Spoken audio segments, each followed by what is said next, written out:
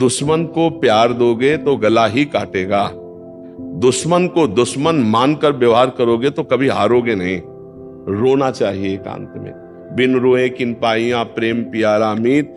हे नाथ, आप ही हमें सामर्थ्य दो कि हमारे अंदर कोई विकार न रहे, जबकि वो मेरा विषय नहीं है, वो इंद्रियों का विषय है। अगर समझ पा रहे हो अध्यात्म है ये। हम जब काम को अपना विषय मान लेते तब हम परास्त हो जाते हैं। अपने पति को छोड़कर किसी और पुरुष की तरफ काम भाव दृष्टि रखना घोर पाप। एक पत्नी व्रत रखने वाला या एक पति व्रत रखने वाला काम विजयी ही होगा, पक्का होगा, क्योंकि उसमें सुख नहीं, एक दिन उसको वैराग्य हो जाएगा। लेकिन बेविचार करने वाला, मलिन अंतःकरण वाला, चाहे बूढ़ा हो जाए, मर जाए, तो भी वासनाएं नहीं नष्ट होती। इस बात को समझो। राधा वल्लभ श्री हरिवंश। महाराज जी, प्रिया प्रीतम से मिलन के मार्ग पर चलते हुए साधक के जीवन में काम रूपी विकार का क्या स्वरूप रहता है? बहुत जोर का होता है, बहुत जोर का होता है, क्योंकि टक्कर का योद्धा एक ही है। ये प्रेमी को गिराने के लिए एक ही है जो योद्धा समर्थ है, दूसरा नहीं समर्थ है।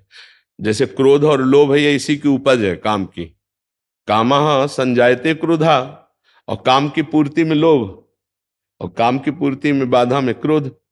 लोभ और क्रोध इसी की उपज है, काम की। सबसे बड़ा सुभट योद्धा काम ही है, ज्ञानियों के लिए भी और प्रेमियों के लिए भी। ये ज्ञानियों को नित्य बैरी है, नित्य दुश्मन है। ये कभी ना घाने वाला महापापी, महापापना, ये महान पाप कराने वाला महासनो, चाहे जितना भोग लो कभी तृप्त नहीं होने वाला। तो जैसे ही हमारे हृदय में, वैसे सबके हृदय में काम है, लेकिन जैसे ही हम काम विजयी होने की सोचते हैं, वैसे ही अपना विशेष रंग दिखाता है। प्रिया प्रीतम के मिलन का मतलब काम विजयी होना, भगवत प्राप्ति का मतलब काम विजयी होना। जो ही हम इस पर शासन करना चाहते हैं, तो जैसे हम किसी दुश्मन के अंडर में है तो निश्चिंत है, और जब हम भागने की कोशिश करेंगे तब वो हमारे हाथ पैर तोड़ेगा, तब वो हमको बंदी बनाएगा। ऐसे ही जब हम सोचते हैं अब हम भगवत प्राप्ति करेंगे, अब ये गंदा विचार हमारे अंदर में इतना होगा जो पहले कभी नहीं हुआ। अब इसको रोकने के लिए ही ये सत्संग है, नाम जप है, भगवान से प्रार्थना है। रोना चाहिए एकांत में। बिन रोए किन पाइया प्रेम प्यारा मीत। हे नाथ, आप ही हमें सामर्थ्य दो कि हमारे अंदर कोई विकार न रहे। तो वही करो सदा तिनके रखवारी, जिम बालक राखे महतारी। वही भगवान माँ की तरह बचाते हुए, प्यार करते हुए आगे बढ़ाते हैं। बका है बहुत बड़ा शत्रु, ये सबसे बड़ा शत्रु है, चाहे कोई भी हो। ये इस दुश्मन को बिना नाम जप के और बिना गुरु आश्रय के परास्त नहीं किया जा सकता है। भगवान ने काम पर विजय प्राप्त करने के लिए अर्जुन को आज्ञा दी है कि बहुत खाने वाला, कभी ना घाने वाला, ज्ञानियों का नित्य दुश्मन ये काम है, यही गिराता है।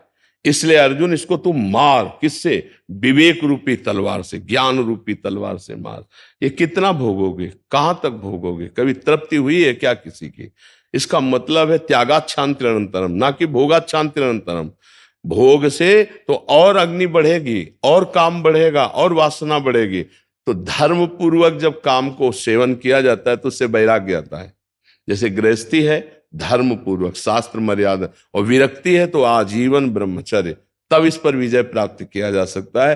तो काम तो प्रेम और ज्ञान दोनों में बाधा पहुंचाएगा। जहां आप कमर कसोगे, बाधा तो सबको पहुंचा रहा है, लेकिन वो उस समझ नहीं पा रहे। पर जब ज्ञान और प्रेम की तरफ बढ़ोगे, तब वो तुम्हारी टांग खींचेगा संसार की तरफ, तब तुम्हें भ्रष्ट करने की कोशिश करेगा। जो तुम भोगना चाहते हो उससे अधिक आपको सुविधा दे देगा। वो माया है ना, आप भोगो, कोई परेशानी नहीं। और अगर आप भोगों को स्वीकार कर लिए तो प्रिया प्रीतम से मिलन की इच्छा ही नहीं रह जाएगी, योग्यता नष्ट हो जाएगी। भोगेश्वर प्रसक्तानाम तयापहृत चेतसाम व्यवसायत्मिका बुद्धि समाधोन विधेयते। जिसका चित्त भोग और ऐश्वर्य ने अपहृत कर लिया है, मुझे भगवत प्राप्ति कर ली, वो ऐसा सोच ही नहीं सकता है। वो वही सोच सकता है जो भोगों का त्याग कर रहा है, और जिसके हृदय में भगवान की कृपा से ये बात आ गई कि मानव जीवन की दिव्यता भगवत साक्षात्कार करना। अब इन भोगों में फंस करके मैं अपने जीवन को नष्ट नहीं करूंगा। तो गृहस्थ होते हुए, हर कर्तव्य करते हुए धर्म से चलता है, भगवान का नाम जप करता है। और देखो, एक खास बात यह कि जितने भी विकार हैं, ये तभी हमको परास्त करते जब इनको बहुत प्यार देते हैं। दुश्मन को प्यार दोगे तो गला ही काटेगा। दुश्मन को दुश्मन मानकर व्यवहार करोगे तो कभी हारोगे नहीं। क्योंकि धोखा नहीं हो पाएगा। अगर दुश्मन को दोस्त मान करके रख लिया तो गला काट देगा। हम लोग ये बेवकूफी कर चुके हैं बहुत जन्मों से कि काम क्रोध लोभ मोह मद मत्सरी हमारे मन में है, हृदय में है, देखो, पर हम इनको इतना छुपा के रखते हैं कि किसी से कह नहीं सकते। हमारे अंदर जो ये हमारा नाश कर रहे हैं, बोलो हम इनके खिलाफ हैं या अनुकूल हैं, अंदर से देखना। अगर सभा में खड़े होके पूछा जाए आपके अंदर काम है, तो आप पूरा झूठ बोल देंगे, नहीं जी। आपके अंदर अहंकार है, नहीं जी मेरे अंदर अहंकार कहाँ है। अर्थात आप दुश्मनों को छुपा रहे हैं ना, अपने हृदय के दुश्मनों को आप छुपा रहे हैं बड़ी सेफ्टी से।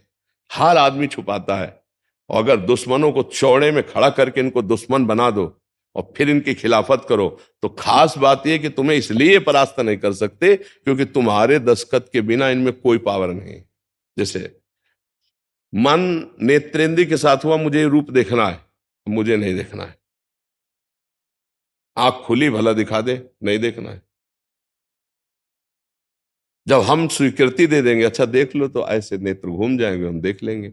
नेत्रेंद्रिय मन के साथ नहीं रूप देख सकती जब तक हम नहीं चाहेंगे।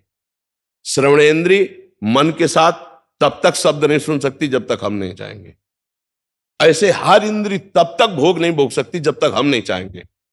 तो हम चाह को अपनी ना जानकर इनकी चाह को अपनी मान लिया, इसलिए हमारा नाश हो रहा है। मांग रहा है अंदर से काम, और हम क्या कर रहे हैं, हम मान लिए कि मेरी मांग है, और मैं मर। दुश्मन की बात को हम अपनी बात मान लिए, तब हम मरते चले जा रहे हैं, जबकि वो मेरा विषय नहीं है, वो इंद्रियों का विषय है।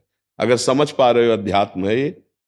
हम जब काम को अपना विषय मान लेते हैं तब हम परास्त हो जाते हैं, नहीं, जबकि वो आपकी मांग नहीं, आपके दुश्मन काम की मांग है।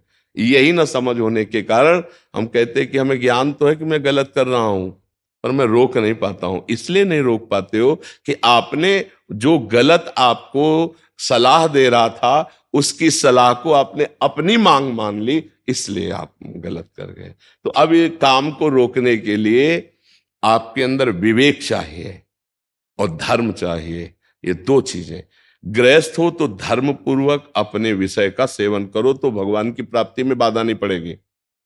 विरक्त हो तो किसी भी तरह से विषय संयोग है ही नहीं, क्योंकि विरक्त है।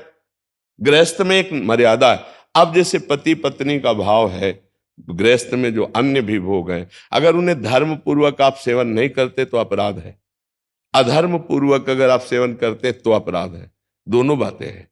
बहुत धर्म पूर्वक उनका सेवन करना है क्योंकि आप गृहस्थ हैं। अधर्म पूर्वक भोगों का त्याग करना है। जैसे ब्याह हो गया, अपने पति को छोड़कर किसी और पुरुष की तरफ काम भाव दृष्टि रखना घोर पाप। अपनी पत्नी के सिवा किसी और स्त्री की तरफ दृष्टि रख, ये घोर पाप। अब ये कहाँ, आज का समाज धीरे धीरे बदलता चला जा रहा है ना, तो वो कैसे हो, तो मलिन हृदय भला काम विजयी होगा। तो गृहस्थ में धर्म पूर्वक भोगा हुआ काम भी उसे भगवत प्राप्ति करा देगा। विरक्त में किसी भी तरह से काम का सेवन ना करते हुए वो सच्चिदानंद भगवान को प्राप्त होता है। अभी आप देख लीजिए, काम पर विजय प्राप्त करने के लिए दो ही उपाय हैं। एक प्रवृत्ति मार्ग से जाते हुए धर्म पूर्वक भोगते हुए वैराग्य को प्राप्त होना, और एक निवृत्ति मार्ग से जड़ से उसको नाश करते हुए, किसी भी तरह उसका संयोग ना होते हुए परमात्मा को प्राप्त करना। तो जैसे आप लोग गृहस्थ हैं, तो आप लोग एक सीमा में रहें, नाम जप करते हुए अपनी मर्यादा में रहे, तो धर्म पूर्वक गृहस्थी में चलते हुए भगवान की प्राप्ति हो जाएगी। ये विश्वास कर लीजिए। और अगर मनमानी आचरण हुए तो फिर प्रिया प्रीतम और भक्ति इनकी बात दूर जाने दो, मनुष्यता नहीं रह जाएगी, मनुष्यता नहीं रह जाएगी। देखो, पूर्व से ही गलती ना हो, हम इसीलिए इसका विरोध करते हैं। जो आजकल मित्रता का नाटक खेला जाता है ना, एक बॉयफ्रेंड गर्लफ्रेंड ब्रेकअप, ये नौटंकी नाटक विदेशों में होता होगा, हमारे भारत की मर्यादा नहीं, ये पवित्र कार्य नहीं है। तो भगवत प्राप्ति या प्रिया प्रीतम से मिलन ये तभी हो सकता है जब हमारा चरित्र पवित्र हो, जब हमारी इंद्रियां पवित्र हो, हमारा मन पवित्र हो, हम काम विजयी हो। एक पत्नी व्रत रखने वाला या एक पति व्रत रखने वाला काम विजयी ही होगा, पक्का होगा, क्योंकि उसमें सुख नहीं, एक दिन उसको वैराग्य हो जाएगा। लेकिन बेविचार करने वाला, मलिन अंतःकरण वाला, चाहे बूढ़ा हो जाए, मर जाए, तो भी वासनाएं नहीं नष्ट होती। इस बात को समझो, इस सिद्धांत को समझो। आजकल नए बच्चे ही चरित्रहीन हो रहे, कैसे जाकर भगवत प्राप्ति या राष्ट्र सेवा या दिव्यता इनमें कैसे आ पाएगी? तो काम विजय होने के लिए पहले चरित्र पावन करे, इंद्रियों को नाम जप के द्वारा और विवेक बुद्धि से मन को शासन में लेकर के इन शत्रुओं का नाश करे, तब भगवत साक्षात्कार होता है। और ये सब सहज में हो जाता है, कोई परेशानी नहीं पड़ती। हमारा लक्ष्य बन जाए, सत्संग सुनते हमारा लक्ष्य बन जाए भगवत प्राप्ति, हमारा लक्ष्य बन जाए धर्म से चलना, हमारा लक्ष्य बन जाए पति प्रेम, हमारा लक्ष्य बन जाए एक सीमा में स्थित रहना, अभी सब ठीक हो जाए। लेकिन मन के अनुसार या काम वेदना के अनुसार या हमारी गंदी वृत्ति के अनुसार, तब तो हमारा सर्वनाश हो जाएगा। भगवत प्राप्ति है तो बहुत ऊंची बात है, हम एक मनुष्य कहलाने योग्य नहीं रह जाएंगे, हमारा जीवन सर्वस्व ये काम नष्ट कर देगा। जरा सी गलती हुई, आजीवन कारावास भोग रहे हैं। जरा सा काम ने अपना अधिकार दिखा दिया, गोली मार दी गई है। जरा सा काम ने अपना अधिकार दिखा दिया, फांसी की सजा दी गई। ये क्या है? अगर हम विवेक से नहीं चलेंगे तो हमारा सर्वनाश काम कर देगा। भगवत प्राप्ति तो बहुत दूर है, बहुत बड़ा राक्षस है ये काम, और धर्म पूर्वक भोगा गया काम भगवान का स्वरूप भी है, ये भी बात समझ लो। भगवान ने गीता में जी कहा है, धर्म पूर्वक भोगा हुआ काम मैं हूं। तो आप लोग गृहस्थ में है तो धर्म पूर्वक है, और विरक्त का काम का सर्वतः त्याग है। काम क्रोध मद मान न मोहा, लोभ न क्षोभ राग नहीं द्रोहा, जिनके कपट दंभ नहीं माया, जिनके हृदय बसो रघुराया।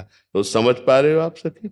हाँ, ये भगवत मार्ग है, बहुत पहले चरित्र पावन, तभी तो पवित्र भगवान का साक्षात्कार होता है।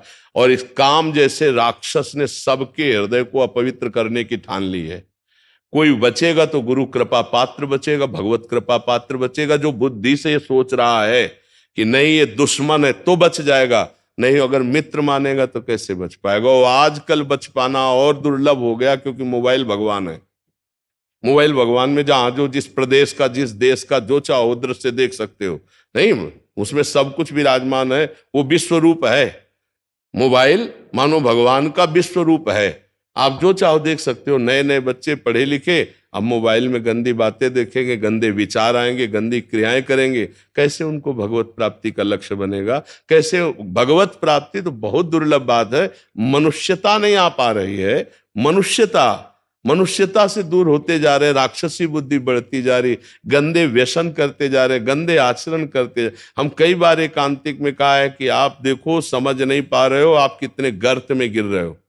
आज ये बॉयफ्रेंड से बेकअप, कल उस बॉयफ्रेंड से, परसों उस बॉयफ्रेंड से, ऐसे गर्लफ्रेंड से, है क्या? इसे अगर सच्ची भाषा में कहो तो व्यभिचार कहते हैं। और इस व्यभिचार दोष से जिसका चित्त युक्त है, वो पूरा जीवन अपना बर्बाद कर रहा है, क्योंकि वो व्यसन से युक्त हो जाएगा, गंदी बात से युक्त हो जाएगा। परमार्थ की बात जाने दो, व्यवहार ठीक से नहीं निभा पाएगा, एक परिवार को वो नहीं सुखी कर पाएगा। एक परिवार में वो अगर जाएगा तो वो सुखी नहीं कर पाएगा, क्योंकि उसकी वृत्ति गंदी हो चुकी है। इसलिए हमें लगता है कि भगवत प्राप्ति के लिए आपने प्रश्न किया है तो बहुत ही श्रेष्ठ है। हम सब उन माता पिता से प्रार्थना करते हैं कि अपने बच्चों को सतमार्ग का उपदेश करें, बिना अध्यात्म के सुधार नहीं होता। और उन जवान भाइयों से प्रार्थना करते हैं कि आप अपने मन को सतमार्ग में लाइए, नहीं तो ये कभी आपको चैन नहीं लेने देगा। ऐसी गलतियां हो जाएंगी जिसे पूरा जीवन पश्चाताप करना पड़ेगा। ऐसी ऐसी गलती हो जाती है जिसका कोई, अगर दंड ना मिले भी, सरकारी कानूनी दंड ना मिले, हम बच जाते हैं, तो हमारा मन हमको जला जला के ऐसा दंड देता रहेगा, पूरे जीवन अशांति और असंतुष्टता रहेगी। जी।